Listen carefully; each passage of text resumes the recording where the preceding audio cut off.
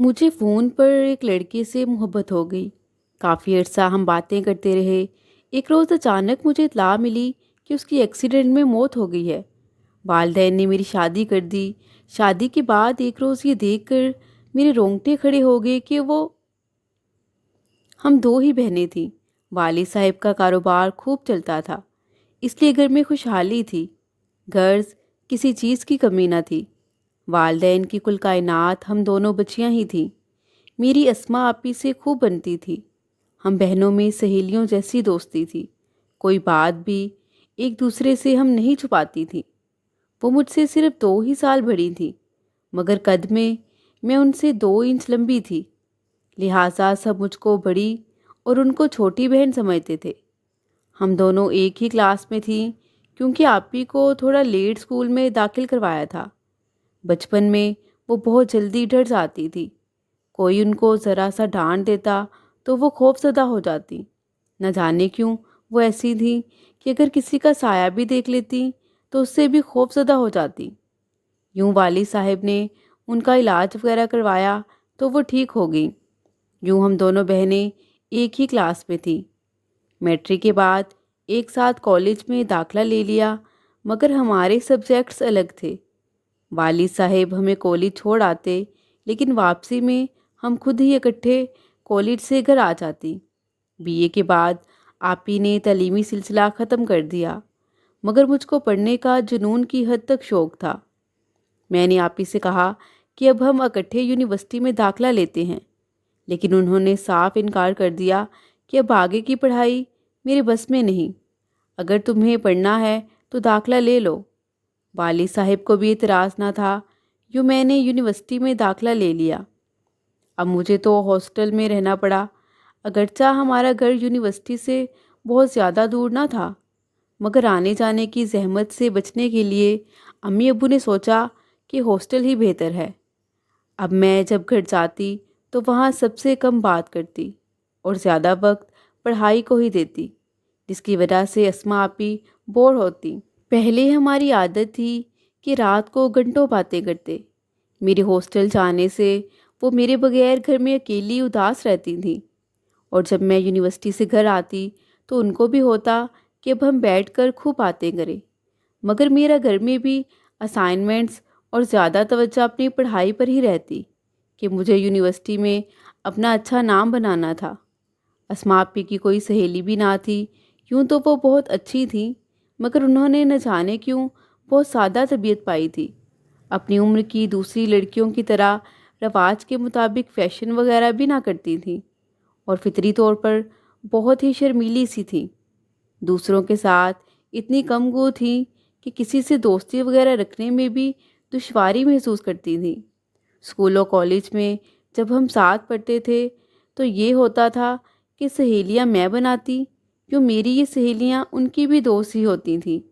अम्मी अक्सर कहा करती थीं कि मेरी 2 बेटियां हैं, मगर दोनों के मिजाज में ज़मीनों आसमान का फ़र्क है। एक इतना बोलती है कि चुप होने का नाम ही नहीं लेती, और दूसरी इतनी कम गो। एक जो दुनिया जहान के फैशंस का शौक़ रखती है, जबकि बड़ी इतनी सादा मिजाज है। आप ही अब घर का सारा निज़ाम संभालती, अम्मी अब्बू की खिदमत करती। दोनों ही आप ही पर वारी सदके जाते थे कि इतनी अच्छी बेटी है। मेरी बड़ी खाला लाहौर में रहती थी। उनका एक ही बेटा था, जिसका नाम सरफराज था। सरफराज केमिकल इंजीनियरिंग के बाद अब एक बहुत अच्छी कंपनी में जॉब कर रहा था। खाला इस बार हमारे घर आई तो अस्मा आपी का सरफराज के लिए हाथ मांग लिया, क्योंकि हमारी इन खाला को आपी बहुत पसंद थी। वो ऐसी ही अतायत गुजार बहू लाना चाहती थी। बताती चलूँ कि मेरी आपी खुद भी हमारे इस कज़न को बहुत पसंद करती थी, और ये बात सिर्फ मैं ही जानती थी। जब कभी वो हमारे घर आता तो आपी का चेहरा ऐसे खुशी से खिल जाता था। मैं जानती थी कि मेरी आपी मेरी इस कज़न को कितना चाहती हैं, मगर मुझे ये नहीं मालूम था कि मेरा कज़न उनके बारे में अपने दिल में क्या राय रखता है, क्योंकि उसने कभी ऐसा कुछ जाहिर नहीं किया था कि जिससे मुझे या आपी को अंदाज़ा होता। मगर अब जब खाला आपी का रिश्ता तलब करने आई तो आपी और मेरी खुशी का तो कोई ठिकाना ही नहीं था। اس کا مطلب یہی تھا کہ سرفراز بھائی کو بھی آپ ہی پسند تھی۔ والدین بھی اس رشتے سے کافی خوش تھے کیونکہ سرفراز میں کوئی کمی ہی نہ تھی، خوبصورت، پڑھا لکھا اور گھرانہ بھی کافی خوشحال تھا۔ میں تو آپی کی قسمت پر حیران تھی کہ اتنا اچھا لڑکا مل رہا تھا، جبکہ خاندان میں سب ان کو سیدھی سادی ہی سمجھتے تھے۔ یوں والدین نے اس رشتے کے لیے ہاں کہہ دی اور شادی 1 سال بعد ہونا قرار پائی۔ آپی ان دنوں بہت خوش تھیں اور اب ان میں کافی بدلاؤ بھی آ گیا تھا۔ دن پر لگا کر اڑنے لگے، میں پڑھائی میں مصروف تھی اور آپی سرفراز بھائی کے نام کے خواب بننے میں مہو تھی۔ اور یوں 6 ماہ بیت گئے۔ ایک روز اچانک خالہ کا فون آیا اور ہمیں اطلاع ملی کہ سرفراز نے اسما سے شادی کرنے سے انکار کر دیا ہے۔ یہ خبر سنتے ہی ہم سب کے پاؤں تلے سے زمین نکل گئی۔ امی ابو نے جب وجہ پوچھی تو خالہ نے یہی بتایا کہ سرفراز ابھی شادی نہیں کرنا چاہتا۔ وہ کہتا ہے کہ میں ابھی بیرون ملک جا کر تعلیم حاصل کرنا چاہتا ہوں اور مجھے ابھی شادی میں 5-6 سال لگ جائیں گے۔ اس وجہ سے آپ اسما کا رشتہ کہیں اور دے کر جہاں آپ کو مناسب لگے اس کی شادی کر دیں۔ خالہ آنسو بہانے لگیں اور کہنے لگیں کہ میں تو اپنی بھانجی کو ہر صورت میں اپنی بہو بنانا چاہتی تھی، مگر اب بیٹے کی وجہ سے مجبور ہو چکی ہوں۔ میں آپ لوگوں سے بہت شرمندہ ہوں اور معذرت خواہ ہوں۔ امی ابو کو دکھ تو بہت ہوا، مگر دونوں بہت اچھی طبیعت کے مالک تھے، لہٰذا انہوں نے اس بات کو زیادہ خریدنے کی کوشش نہیں کی اور یہی کہا کہ جہاں ہماری بیٹی کا نصیب ہوگا وہاں رشتہ ہو جائے گا۔ مگر آپی کو اس رشتے کے ٹوٹنے کا بہت رنج ہوا۔ ان کے تو سارے خواب بکھر گئے تھے، اب وہ بہت بجھی بجھی سی رہنے لگی تھیں۔ والدین نے نوٹ کیا کہ ان کی بیٹی بے چین سی رہتی ہے، جیسے ہر وقت ان کا دھیان کسی اور ہی دنیا میں ہوتا ہے۔ وہ ہر وقت بہت پریشان سی رہتی تھی۔ ان کی پریشانی کی وجہ والدین کو سمجھ آ چکی تھی۔ انہوں نے سوچا کہ خالہ خالو سے کہتے ہیں کہ کوئی بات نہیں، اگر سرفراز ابھی شادی نہیں کرنا چاہتا تو جب سرفراز اپنی تعلیم مکمل کر لے گا تب بھی ہم بچوں کی شادی کر دیں گے۔ یہ کوئی اتنا بڑا مسئلہ تو نہ تھا، ابھی ہم نکاح کر لیتے ہیں، رخصتی بعد میں ہو جائے گی۔ مگر ایک روز لاہور سے خالہ کی دیورانی آئیں تو ان سے پتہ چلا کہ سرفراز اسما سے شادی نہیں کرنا چاہتا۔ اس کا کہنا ہے کہ اسے زمانے کے طور طریقے کا کچھ پتہ ہی نہیں، پتہ نہیں کون سے پرانے دور کی لڑکی سے آپ لوگ میری شادی کروانا چاہتے ہیں۔ خالی اچھی سیرت کا کیا کرنا جب انسان زمانے کے مطابق نہ چل سکے۔ مزید انہوں نے بتایا کہ سرفراز کسی ماڈرن لڑکی سے شادی کا خواہش مند تھا کہ جو زمانے کے لحاظ سے چل سکے، اس کو سیرت سے زیادہ ٹپ ٹاپ بھاتی ہے۔ تبھی اس نے اسما سے شادی کے لیے انکار کر دیا ہے۔ یہ بات جب آپی کو پتہ چلی تو وہ بہت رنجیدہ ہوئیں۔ رشتے سے انکار سے زیادہ انہیں سرفراز کی ان کے بارے میں کہی گئی باتیں رنج پہنچا رہی تھیں۔ انہوں نے مجھ سے کہا کہ دیکھو اقصیٰ، آج کل کے دور میں واقعی اچھی سیرت کی کسی کو قدر نہیں، لوگ بس ظاہری بناوٹ ہی دیکھتے ہیں۔ میں ان کی یہ بات سن کر چپ ہو گئی، مگر اپنی بہن کے لیے دکھی بھی بہت تھی۔ کافی عرصہ آپی اپسیٹ رہیں، جیسے وہ بہت مایوس ہو چکی تھیں۔ ایک دفعہ جب میں ہاسٹل سے گھر آئی ہوئی تھی، ہم دونوں بہنیں بیٹھے آم کھا رہی تھیں کہ فون کی گھنٹی بجی۔ آپی نے جا کر فون اٹھایا، آواز اجنبی تھی۔ وہ کوئی پوچھے جا رہا تھا کہ اصغر صاحب ہیں یہاں، اور پھر آپی نے رونگ نمبر کہہ کر فون رکھ دیا۔ اگلے دن پھر ایک اجنبی نمبر سے کال آئی اور پھر وہی سوال کیا گیا۔ آپی پھر سے رونگ نمبر کہہ کر فون رکھنے ہی والی تھی کہ دوسری طرف سے کسی نے ان کی تعریف شروع کر دی۔ تجسس کے مارے جاننے کے لیے آپی نے فون بند نہ کیا۔ وہ حیران تھی کہ یہ کون ہے جو ان کی تعریف کر رہا ہے، کیا ان کو یہ شخص جانتا بھی ہے؟ تبھی انہوں نے سوال کیا، آپ مجھے کیسے جانتے ہیں؟ وہ اجنبی نوجوان کہنے لگا، میں نے آپ کو کالج میں دیکھا تھا، تبھی سے میں آپ کا شیدائی ہوں، کیونکہ مجھے آپ کی سادگی بہت بھائی۔ فی زمانہ ایسی سادگی پسند لڑکیاں بھلا کہاں ملتی ہیں؟ آپ یہ فون بند کرنا چاہتی تھیں، مگر اس کی یہ باتیں نہ چاہتے ہوئے بھی سنتی رہیں، کیونکہ وہ کسی کے منہ سے پہلی بار اپنی سادگی کی تعریف سن رہی تھیں۔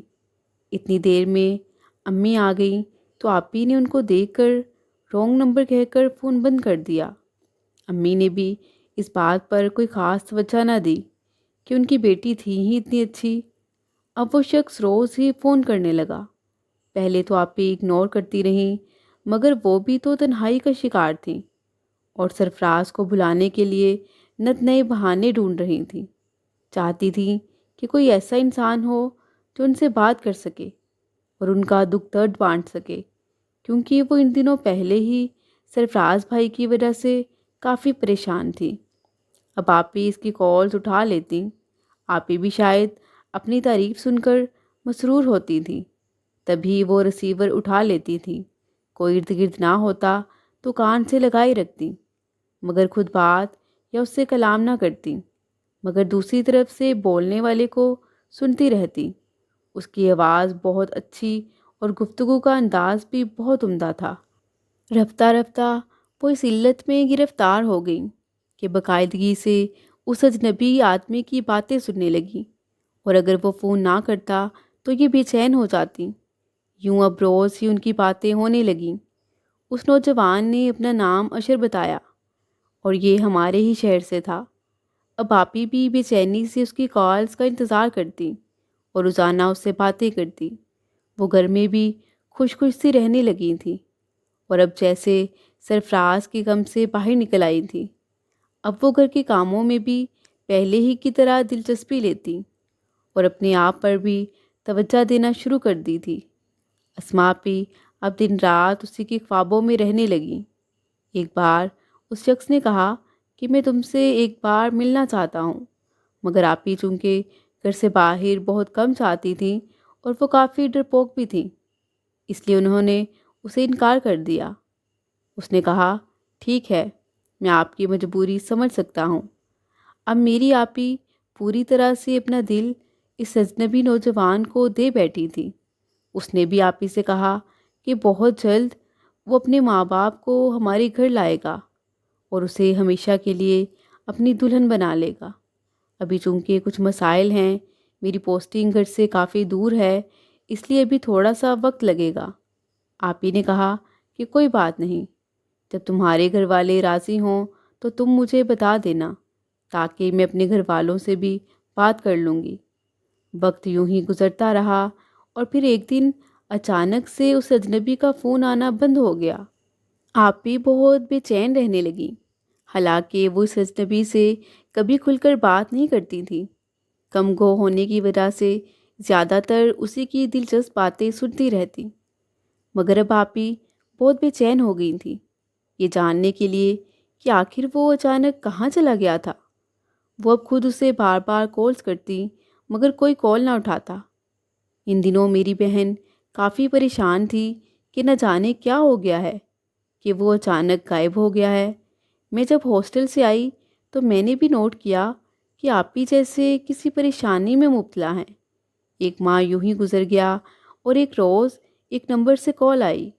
آپی نے اٹھائی تو اس نے بتایا کہ میں اشر کا دوست بات کر رہا ہوں، اس کا ایکسیڈنٹ ہو چکا ہے اور وہ ہسپتال میں داخل ہے۔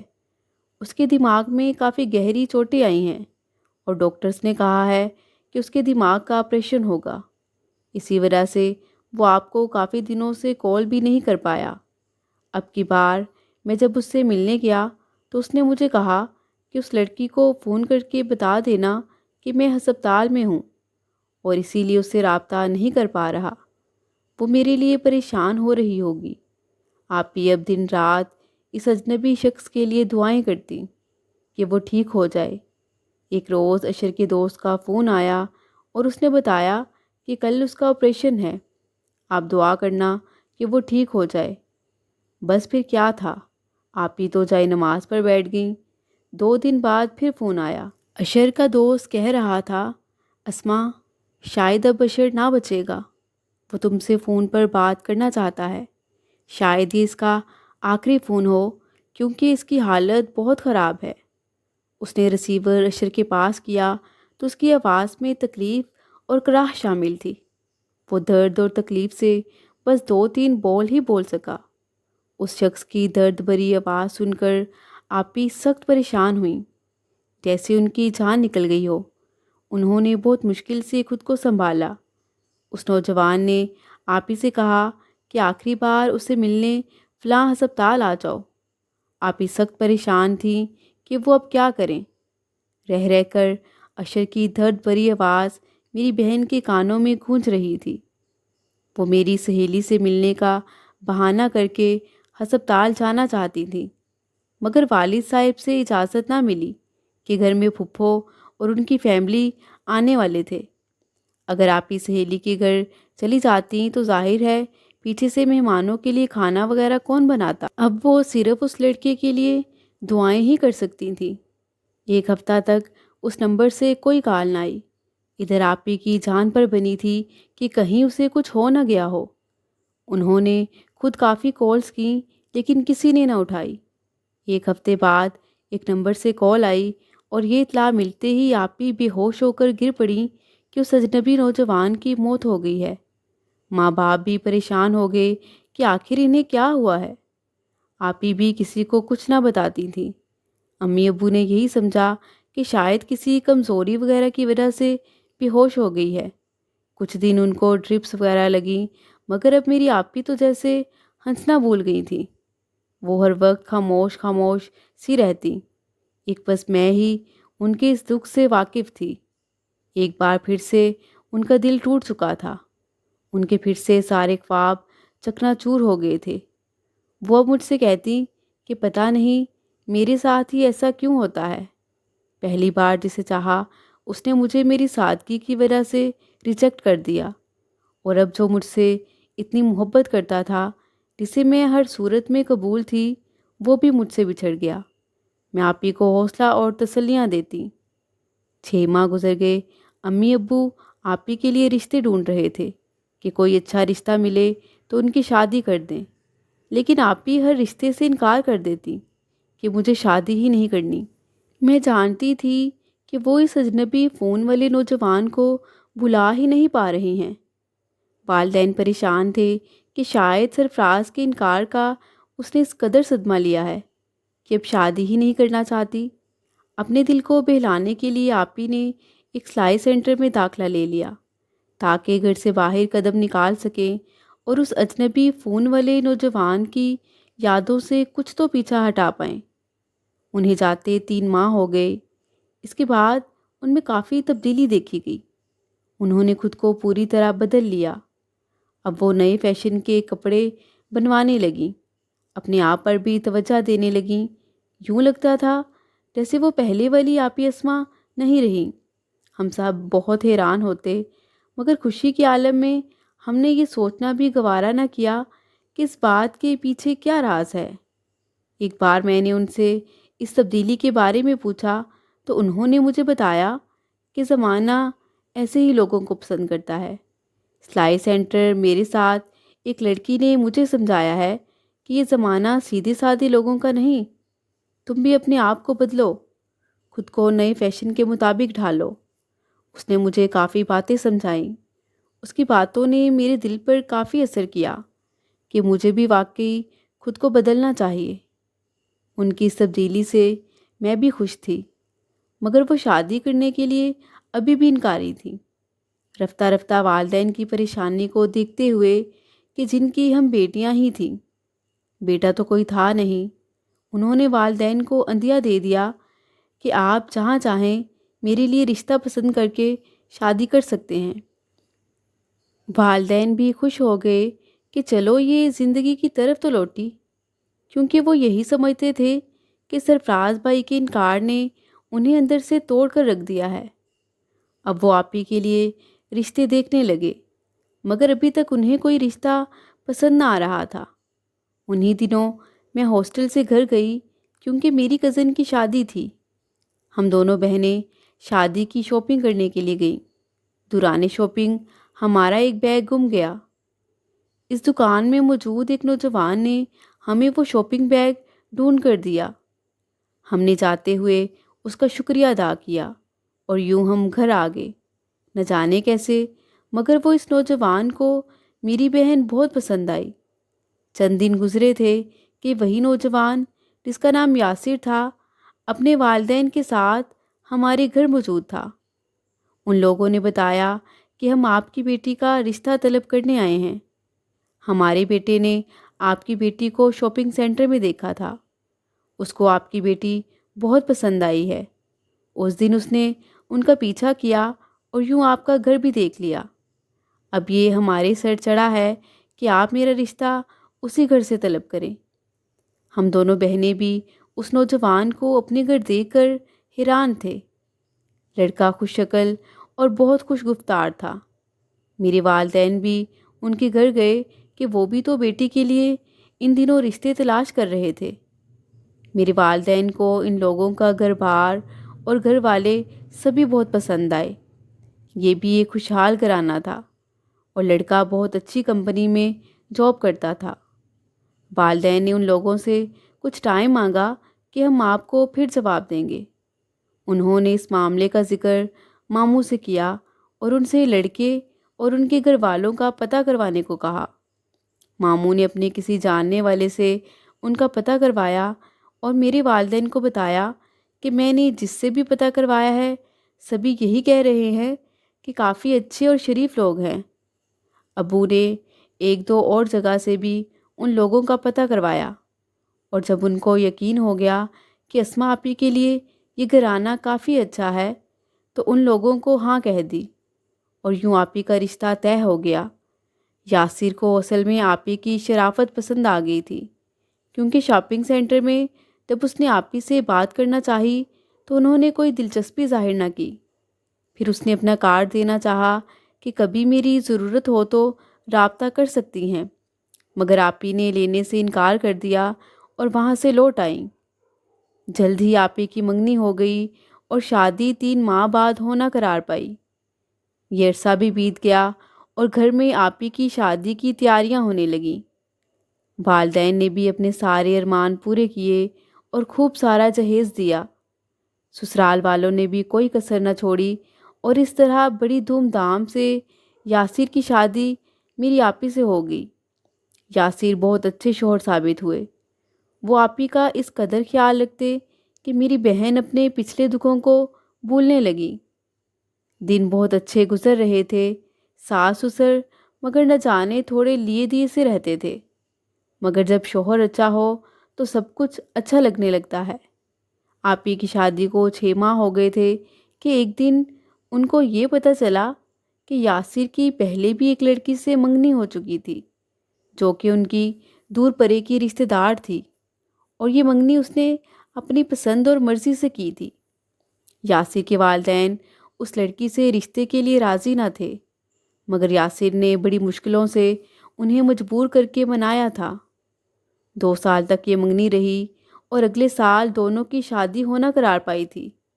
मगर जब यासिर ने आपी को देखा तो उसने रिमशा से शादी करने से इनकार कर दिया और यूं वालिदैन को मजबूर किया कि वो रिमशा से मंगनी ख़त्म करना चाहता है, क्योंकि उनमें काफ़ी अरसे से कुछ नाचाकियाँ चल रही हैं।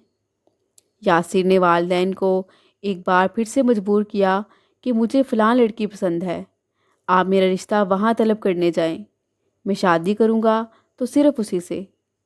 वालिदैन इकलौते बेटे की ज़िद के आगे मजबूर हो गए।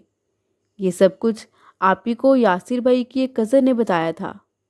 आपी को उसकी बातें सुनकर यासिर पर काफ़ी गुस्सा भी आया, मगर वो ये भी नहीं जानती थी कि वो लड़की सच कह रही है या फिर उसे बदगुमान करने की कोशिश कर रही है। जब आपी ने यासिर भाई से इस बारे में पूछा तो उन्होंने बताया कि हाँ, मेरी रिमशा से मंगनी हुई थी और मेरी मर्ज़ी से हुई थी। मैंने वालिदैन को मजबूर करके ये रिश्ता करवाया था। जब हमारी बातचीत होने लगी तो मुझ पर उसका असल रूप खुला और मुझे उससे जैसे नफ़रत सी होने लगी। मैं उसे जैसा समझता था वो वैसी बिल्कुल भी ना थी। उसका मेरे अलावा भी एक लड़के से अफेयर था, जो मुझे रिश्तेदार लड़कों से पता चला। मंगनी के 1 साल बाद उसने मुझसे बहुत कम बात करना शुरू कर दी थी। جب میں وجہ پوچھتا تو وہ کہتی کہ میں سو رہی تھی، کام میں مصروف تھی، لیکن اکثر اس کا نمبر مجھے بزی ملتا۔ مجھے اب اس پر شک تھا۔ ایک بار تو میں نے اسے کیفے میں اسی لڑکے کے ساتھ بیٹھے دیکھا کہ جس کے بارے میں مجھے معلوم ہوا تھا۔ اس وقت میرے ساتھ میرا ایک دوست بھی تھا، اس لیے میں نے اپنی عزت کی خاطر وہاں جا کر اس سے کوئی بات نہ کی۔ حالانکہ آج میرے پاس اسے رنگے ہاتھوں پکڑنے کا موقع تھا۔ گھر آ کر جب میں نے اسے کال پہ یہ پوچھا تو وہ صاف مکر گئی۔ مگر جب میں نے تمہیں دیکھا تو تمہاری شرافت میرے دل کو بھا گئی۔ میں نے جان لیا تھا کہ تم میں اور رمشا میں زمین آسمان کا فرق ہے۔ میں نے اسی وجہ سے رمشا سے منگنی ختم کر کے والدین کو مجبور کر کے تمہارے گھر بھیجا تھا۔ اور اسما، تم جانتی ہو کہ میں ہماری شادی سے کتنا زیادہ خوش ہوں۔ تم ہی مجھے بتاؤ، کیا تمہیں مجھ سے کوئی گلہ ہے؟ کیا میں تمہارا خیال نہیں رکھ پا رہا کہ جس سے تمہیں میرے بارے میں کوئی شک و شبہ ہو؟ یہ سب باتیں سن کر آپی کا غصہ ختم ہو گیا اور وہ شرمندہ سی ہو گئی۔ سوچا کہ شوہر میرا اتنا خیال رکھتا ہے، اس کا ماضی جیسا بھی تھا مجھے اس سے کیا، اور میں بھی تو ماضی میں کسی سے محبت کرتی تھی، اور محبت کی اس تکلیف کو آپی سے زیادہ کون سمجھ سکتا تھا۔ انہوں نے ان تمام باتوں پر کوئی کان نہ دھرے اور اپنی زندگی کی خوشیوں میں مصروف ہو گئیں۔ ایک دن یاسر بھائی نے آپی سے کہا کہ میرے کچھ دوست اسلام آباد سے آ رہے ہیں، میں ان کی دعوت کرنا چاہتا ہوں۔ ان میں سے ایک کی فیملی بھی ساتھ آئے گی، کیونکہ وہ ان کو یہاں گھمانے کے لیے آیا ہے۔ دعوت کے بعد وہ ادھر سے ہی گھومنے پھرنے چلے جائیں گے۔ تم ملازمہ کے ساتھ مل کر اچھے سے دعوت کا انتظام کرنا۔ آپی نے ملازمہ کے ساتھ مل کر اچھے سے گھر کی صفائی ستھرائی کی۔ آپی کے ساس سسر اپنی بیٹی کے پاس حیدرآباد گئے ہوئے تھے کہ اس کے گھر بیٹے کی ولادت ہوئی تھی۔ سب مہمان شام 4 بجے پہنچے اور رات کا کھانا کھا کر چلے گئے۔ جس دوست کے ساتھ اس کی فیملی بھی آئی تھی، یاسر نے انہیں بہت روکنا چاہا، مگر اس دوست نے کہا کہ یہاں کراچی میں بچوں کی خالہ رہتی ہیں، ہم انہی کے گھر ٹھہریں گے، 1 ہفتہ انہی کے گھر رہ کر کراچی کی سیر کریں گے اور پھر واپس لوٹ جائیں گے۔ یوں وہ لوگ بھی چلے گئے۔ یاسر بھائی کے ایک دوست ان کے پاس ٹھہرے، جن کے بارے میں یاسر بھائی نے بتایا کہ یہ میرے کالج کے زمانے سے اب تک کے بیسٹ فرینڈ ہیں، اور ہم دوست ہی نہیں بلکہ بھائی ہیں۔ آپی نے مہمان کا کمرہ صاف کروایا اور یوں وہ رات کافی دیر یاسر بھائی کے ساتھ باتیں کرنے کے بعد اس کمرے میں سونے چلے گئے۔ صبح کو ناشتے کی ٹیبل پر یاسر بھائی اور ان کے دوست کے ساتھ آپی بھی بیٹھ گئیں کہ یاسر بھائی نے ہی کہا تھا۔ دوست کافی باتونی تھا۔ وہ آپی کو بھابھی بھابھی کہہ کر یاسر بھائی کے اور اپنے کالج کے زمانے کے قصے سنانے لگا، جسے سن کر آپی اور ان کا ہنس ہنس کر برا حال ہو رہا تھا۔ دونوں دوست یوں ہی پرانی باتیں کر رہے تھے کہ یاسر بھائی کے دوست نے ایک اور پرانا قصہ چھیڑ دیا۔ بھابھی، کیا کبھی یاسر نے آپ کو اپنے ماضی کا وہ واقعہ سنایا ہے جب ہم دونوں مل کر ایک لڑکی کو فون کیا کرتے تھے اور اس کو بے وقوف بنایا کرتے تھے؟ آپی دلچسپی سے کہنے لگی، نہیں تو؟ اچھا، میں آپ کو بتاتا ہوں۔ میں اور یاسر بھائی ایک لڑکی کو فون کیا کرتے تھے۔ یاسر نے آگے بڑھ کر اس کے بازو پر ایک مکہ مارا اور اس کو خاموش ہونے کو کہا، مگر وہ اب کب چپ رہنے والا تھا۔ وہ ہنستے ہوئے کہنے لگا، یار کچھ نہیں ہوتا، کچھ نہیں ہوتا۔ میں تو اب اپنی بھابھی کو تمہارا یہ قصہ بتا کر رہوں گا۔ بھابھی ایسی نہیں ہے، اور یہ تو ماضی کا قصہ ہے۔ اور ساتھ ہی وہ یاسر کو تنگ کرنے کو کہنے لگا، اور ساتھ میں بھابھی کو بھی تو پتہ چلے کہ تم کتنی بڑی شے تھے۔ آپی بھی ان کے ساتھ ہنسنے لگی۔ پھر وہ گویا ہوا، اچھا تو بھابھی، اس لڑکی سے بات میں نے کرنا سٹارٹ کی تھی۔ میں اس بیچاری کی سادگی کی بہت تعریف کیا کرتا تھا۔ یاسر بھی ساتھ ہی مجھے مشورے دیا کرتا تھا، اور جب وہ بیوقوف بن گئی، اس لڑکی کا نمبر اصل میں ہم نے ایک موبائل آپریٹر سے حاصل کیا تھا جو ہمارا دوست تھا۔ میں نے ویسے ہی کہہ دیا کہ تم بڑی سادگی پسند ہو اور بہت معصوم سی ہو۔ میں نے تمہیں کالج میں دیکھا تھا، حالانکہ ہم نے اس بیچاری کو کبھی نہیں دیکھا تھا، شاید خواب میں دیکھا ہو۔ وہ ہنسنے لگا۔ بہرحال وہ تھی بھی کافی بے وقوف، اپنی تعریف سن کر بہت خوش ہوتی تھی مگر بولتی بہت کم تھی۔ میں نے اس سے کہا کہ تم سے شادی بھی کروں گا۔ وہ اتنی کم گو تھی کہ زیادہ تر ہوں ہاں ہی کرتی تھی، کبھی 4-5 جملے بول بھی لیتی تھی۔ ہم لوگ اس سے بور ہو گئے اور ہم نے اسے جان چھڑانے کی سوچی۔ جان چھڑانے کا کیا مطلب؟ آپ ہی نے پوچھا۔ مطلب یہ کہ اگر میں اس کو فون نہ کرتا تو وہ مس کالز دیتی اور کالز کرنا شروع کر دیتی تھی۔ ان کالوں سے تنگ آ کر میں نے یاسر سے ہی دوبارہ مشورہ لیا کہ یار اس بیوقوف سے جان چھڑانے کی کوئی ترکیب دو۔ پہلے تو میں نے 1 مہینہ اس کا فون ہی نہ اٹھایا، اور پھر یاسر نے مجھے مشورہ دیا کہ میں اسے کہتا ہوں کہ اشر کا تو ایکسیڈنٹ ہو گیا ہے، اور کچھ وقفے کے بعد کہہ دوں گا کہ وہ مر گیا ہے۔ اشر کا نام سن کر آپی کے پیروں تلے سے زمین نکل گئی۔ یوں ہم نے اس بے وقوف سے جان چھڑانے کے لیے ایک روز کہہ دیا کہ اس کا ایکسیڈنٹ ہو گیا ہے، اور پھر یہ کہ وہ مر گیا ہے۔ یہ کہہ کر وہ دونوں زور زور سے ہنسنے لگے۔ آپی نے کچھ ہمت باندھتے ہوئے پوچھا، کیا پھر تم لوگوں نے اس نمبر پر فون نہیں کیا؟ اشر کہنے لگا، نہیں بھابھی، اتنی مشکل سے تو جان چھڑائی تھی، دوبارہ کون اس بے وقوف کو فون کرنے کی غلطی کرتا۔ وہ دونوں تو ہنس رہے تھے مگر آپی کا رنگ زرد ہو گیا تھا، جیسے ان کے جسم سے جان نکل گئی ہو۔ کیا کہتی وہ کہ وہ بے وقوف، سادہ اور بدنصیب لڑکی میں ہی تھی جس کو تم نے بے وقوف بنایا، جس کو تم دونوں نے مل کر دھوکہ دیا، اور اس کے بعد اس پر کیا قیامت بیتی۔ وہ ناشتے کی میز سے اٹھ گئیں اور کچن میں چلی گئیں۔ ان کا دل چاہ رہا تھا کہ زور زور سے روئیں۔